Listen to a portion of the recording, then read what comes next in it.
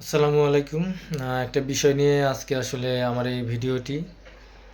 আশা করি সবাই মনোযোগ দিয়ে দেখবেন এবং এবারকার নির্বাচনে যে প্রচারণার একটা বিষয় আমার কাছে খুব খারাপ লাগছে। সেই বিষয়টা হচ্ছে আপনার হয়তো আমি কোনো দলের নাম বলতে চাই না বা কারা এটা আমি পুরো ক্লিয়ার করতে চাই না। তবে সবার উদ্দেশ্য করে বলতেছি, আমি বেশ কয়েকদিন যাবৎ এই নির্বাচনের প্রচারণা যখন থেকে শুরু হয়েছে তখন থেকে খেয়াল করতেছি মসজিদে আপনার আসর বা জোহর মাগরিব এশা এই যে ৪ ওয়াক্ত নামাজের সময় এগুলোতে যারা মিছিল মিটিং করেন এবং আপনাদের নির্বাচনে প্রচারণা চালান, এই সময়টা অন্তপক্ষে নামাজের যে সময়টা এই সময়টা অন্তপক্ষে আপনাদের এই নির্বাচন প্রচারণা অন্তপক্ষে অফ রাখা উচিত। কারণ বেশ কয়েকদিন যাবৎ নামাজের জন্য নামাজের ওয়াক্ত চলাকালীন মানুষ স্লোগান দিচ্ছে, তাদের নির্বাচন প্রচারণা চালাচ্ছে।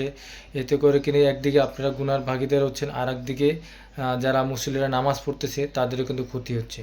তবে যারা এই কাজগুলো করতেছেন অন্তপক্ষে আপনারা একটু বিবেক বিবেচনা করে চিন্তা ভাবনা করে অন্তপক্ষে কাজগুলো করবেন। আপনারা যেহেতু নামাজ পড়তেছেন না বা পড়েন না, আপনারা আপনাদের কাজ করতেছেন করেন।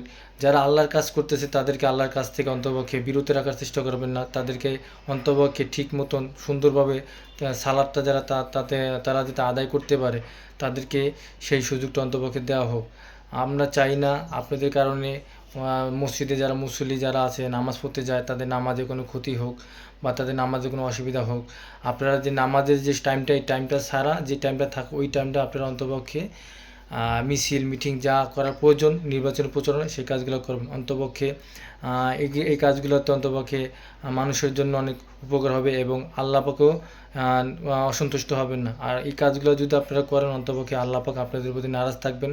আল্লাহ পাক সবাইকে ভালো মন্দ বোঝার তৌফিক দান করুন, আমাদের সবাইকে ৫ ওয়াক্ত নামাজ পড়ার তৌফিক দান করুন। সবাই ভালো থাকবেন, সুস্থ থাকবেন। আল্লাহ হাফেজ। আসসালামু আলাইকুম।